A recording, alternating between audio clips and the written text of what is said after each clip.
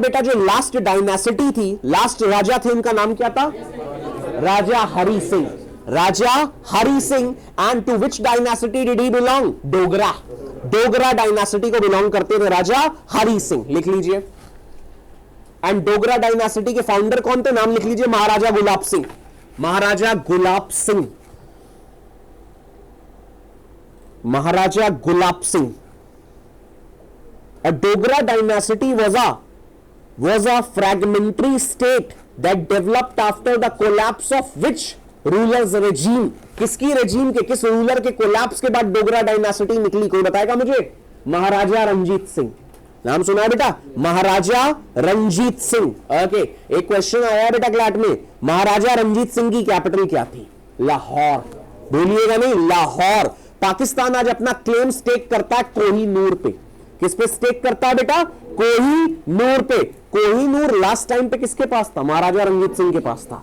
रंजीत सिंह से ले गए थे ब्रिटिशर्स, और आज वो ब्रिटिश म्यूजियम में रखा हुआ है। इंडियन गवर्नमेंट कहती है हमारा है, पाकिस्तानी गवर्नमेंट कहती है हमारा है, क्योंकि उनका कहना है महाराजा रंजीत सिंह का था वो। एंड महाराजा रंजीत सिंह की कैपिटल क्या थी? Lahore. And Lahore is now in Pakistan. ठीक है, अब एक चीज मैं आपको बता दूं, अभी आप लोगों ने एक रीसेंट इशू सुना होगा, Kartarpur Sahib corridor.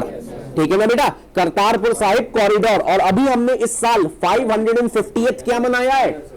Day of light. Day of light, उसको क्या बोलते हैं बेटा? डे ऑफ लाइट या फेस्टिवल ऑफ लाइट, प्रकाश वर्ष मनाया। हमने नहीं मनाया है, जो सिख भाई हैं उन लोगों ने मनाया है।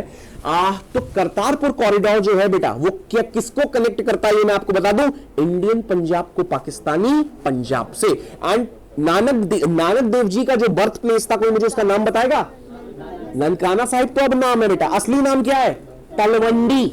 असली नाम उसका था बेटा तलवंडी। भगत सिंह का भी जो बर्थ प्लेस था वो भी पाकिस्तान में है, लायलपुर। वो भी बेटा कहां पे है? पाकिस्तान में। तलवंडी कहां है? पाकिस्तान में। कोई मुझे गुरु नानक देव जी का बर्थ ईयर बताएगा?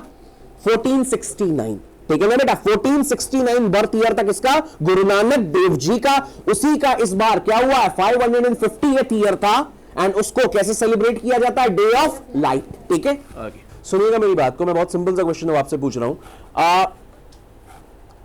गोल्डन टेंपल का नाम आप सबने सुना है? ठीक है, गोल्डन टेंपल का असली नाम क्या है? हर मंदिर साहिब। उसका नाम है हर मंदिर साहिब। गोल्डन टेंपल का असली नाम है बच्चों हर मंदिर साहिब। बेटा हमारे यहां, हमारे जो इंडियन हिस्टोरिकल टर्मिनोलॉजी है, उसमें हम बीहेडेड बोलते हैं, बीहेडमेंट बोलते हैं।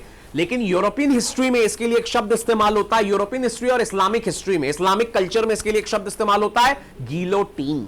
क्या इस्तेमाल होता है? गिलोटीन। गिलोटीन का मतलब है सर कलम कर देना। एक गर्दन बाहर हो जाती है और एक मशीन इस्तेमाल होती है बेटा। इस गर्दन को यहां से हटा देने के लिए एक मशीन इस्तेमाल होती है, जिस मशीन का नाम होता है गिलोटीन। सारे इस्लामिक देश इस्तेमाल करते हैं, और एक टाइम में यूरोप में भी इस्तेमाल होती थी गिलोटीन। लेकिन यूरोप अब लिबरलाइज हो गया है, मॉडर्नाइज हो गया है, तो वहां पे तो गिलोटीन खत्म हो गया है। लेकिन इस्लामिक कंट्रीज में जहां पे कौन सा लॉ चलता है? शरिया। कौन सा लॉ चलता है बेटा? शरिया। किस साउथ ईस्ट एशियन कंट्री ने रिसेंटली अभी शरिया इंपोज किया है अपने यहां? ब्रुनेई। राइट डाउन, ब्रुनेई लिख लीजिए। ब्रुनेई के बारे में कुछ चीजें और बताना चाहूंगा। कोई मुझे यह बताएगा ब्रुनेई की कैपिटल क्या है? लिखिए, बहुत डिफिकल्ट नाम है, बैंडर सेरी बेगैवन। बैंडर सेरी बेगैवन लिखिए। बैंडर BANDER, सेरी SERI, बेगैवन BEGAWAN। ये कैपिटल बेटा ब्रुनेई की। ठीक है, और ब्रुनेई एक मोनार्किकल स्टेट है। और ब्रुनेई का कौन से रीजन में आता है बेटा? आसियान। आसियान की 10 कंट्रीज में आपका ब्रुनेई भी आ जाता है, लिख लीजिए। अब इसके बाद मैं एक देश की और बात करूंगा। यह देश भी बहुत इंपॉर्टेंट है। इंटरनेशनल यूथ ओलंपिक 2022 इसी देश में होना है, सेनेगल। हां जी, बिल्कुल सही, सेनेगल। क्या आबादी है इस देश की? मात्र 10 से 15 हजार, इतनी आबादी का यह देश है। इसकी कैपिटल कोई बताएगा मुझे? डकार। कैपिटल का नाम है बेटा डकार।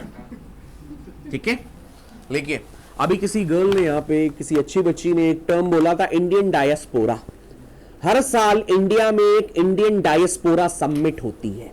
हर साल इंडिया में क्या होती है? इंडियन डायस्पोरा समिट होती है। इंडियन डायस्पोरा समिट का नाम क्या है? कोई बताएगा मुझे? प्रवासी भारतीय दिवस। Very good. इस साल नॉर्मली वो पिछले के पिछले साल, इसके पिछले साल अहमदाबाद में हुआ था, ठीक है, गुजरात में ही उसको सेंटर किया जाता है। अब वो मुझे नहीं मालूम क्यों, बट इस साल उसको सेंटर किया गया था वाराणसी पे। एंड चीफ गेस्ट कौन थे?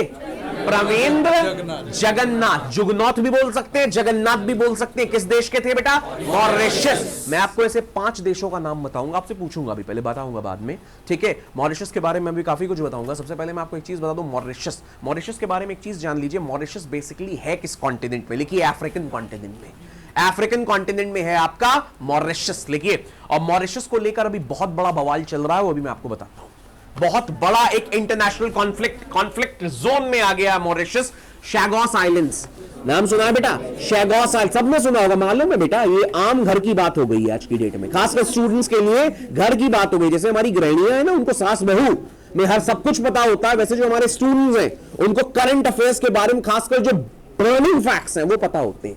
और जो लेस बर्निंग है, जो कोल्ड फैक्ट्स हैं, जो आपको बिल्कुल चिल कर सकते हैं। चिल का मतलब समझ नहीं रहे बेटा? चिल का मतलब वो वाला चिल नहीं, ठीक है ना, नॉक डाउन कर सकते हैं आपको बिल्कुल, उससे आप लोग थोड़ा सा रिलेवेंस कम रखते हैं। और क्लैट का जो आइडिया है और पूरी आइडियोलॉजी है वो कोल्ड और हॉट का मिक्सचर है बेटा। हॉट भी मिलेगा और कोल्ड भी मिलेगा, दोनों मिलेगा बेटा। इंडियन क्लाइमेट के हिसाब से बना है बेटा वो, ठीक है ना। वो टुंड्रा कैप्स के हिसाब से चलेगा, ना वो आपके अल अजीजिया के हिसाब से चलेगा। अल अजीजिया समझते हैं? हाँ जी, hottest place in the world, कहां पे? Libya. Right down, hottest place in the world. Temperature कितना रिकॉर्ड होता है? 77 डिग्री सेल्सियस। आदमी तो छोड़ दीजिए, आदमी के बॉडी पार्ट्स भी एक आधे बच जाए तो बहुत बड़ी बात है। लिखिए, अल अजीजिया 77 डिग्री सेल्सियस पे यहां पे रिकॉर्ड होता है। एंड ये एरिया है कहां पे? लीबिया, अल अजीजिया। अब एक चीज और ध्यान से देखिएगा बेटा, हाँ मैंने भी आपको सेनेगल के बारे में बताया। सेनेगल के बारे में मैंने आपको क्या बताया? सेनेगल वो कंट्री है जो इंटरनेशनल यूथ ओलंपिक्स क्या करेगी बेटा? होस्ट करने वाली है 2022 में। और बेटा अभी जो हमारा नेक्स्ट ओलंपिक्स हो रहा है, बच्चे को मालूम होगा, जापान में हो रहा है। ये तो बहुत अच्छी बात है, मालूम है। अब जो अच्छी बात नहीं है जो मैं पूछने वाला हूं बेटा, जापानीज एम्परर ने अपना थ्रोन एब्डिकेट कर दिया है, मालूम है कि नहीं मालूम है? एम्परर अकीरो हितो, और बन कौन रहा है? हाँ, नारुहितो, ठीक है। पहले हिरोहितो को बना रहे थे, फिर उसके बाद तय किया नहीं, हिरोहितो नहीं, नारुहितो बनाएंगे। 3 औलादें हैं बेटा उनकी, ठीक है ना। और मैं आपको एक चीज बता दूं, आप लोगों ने शायद ये कॉन्सेप्ट बहुत बार पढ़ा होगा। एक कॉन्सेप्ट है, कॉन्सेप्ट ऑफ प्राइमोजेनिचर। सुना है कभी कि नहीं सुना है? कॉन्सेप्ट ऑफ प्राइमोजेनिचर लिख लीजिए, वैसे आएगा नहीं, ये लॉ में, लीगल जीके में क्वेश्चन उठ सकता है। Concept of प्राइमोजेनिचर। प्राइमोजेनिचर का मतलब समझते हैं बेटा? एक राजा की जो सबसे बड़ी औलाद होगी, वही राजा बनेगी। इसको बोलते हैं कॉन्सेप्ट ऑफ प्राइमोजेनिचर। लेकिन बहुत बार इस कॉन्सेप्ट को रिजेक्ट कर दिया जाता है। जब एल्डेस्ट सन क्या होता है? इनकॉम्पिटेंट होता है। इनकॉम्पिटेंसी के केस में क्या किया जाता है बेटा? इसको रिजेक्ट कर दिया जाता है। एंड जापानीज, आपको एक चीज बता दूं बेटा, जापानीज मोनार्किकल हिस्ट्री है, उससे रिलेटेड एक क्वेश्चन बहुत इंपॉर्टेंट है। ये जो थ्रोन है, जापान का जो थ्रोन है, वो एक नाम से जाना जाता है। शांति बनाए रखिएगा जिनको मालूम है। हाँ, जिनको नहीं मालूम है या जिनको मालूम है वो हाथ खड़े करेंगे। केवल एक नाम से जाना जाता, बोलिएगा नहीं, हाथ खड़े करिएगा। 3 लोगों को मालूम है, बताएंगे आप? नहीं बेटा, क्राइसैंथेमम थ्रोन, उस थ्रोन का एक नाम है, लिख लीजिए, क्राइसैंथेमम थ्रोन। क्राइसैंथेमम थ्रोन, ये नाम है किसका बेटा? जापानीज थ्रोन का। जापान की जो गद्दी है बेटा, उसका नाम है, राजसी गद्दी है, उसका नाम है बेटा क्राइसैंथेमम थ्रोन। एक बहुत सिंपल सा क्वेश्चन पूछ रहा हूं, गिंका नाम सुना है बेटा? Ginkgo is the national tree of which country?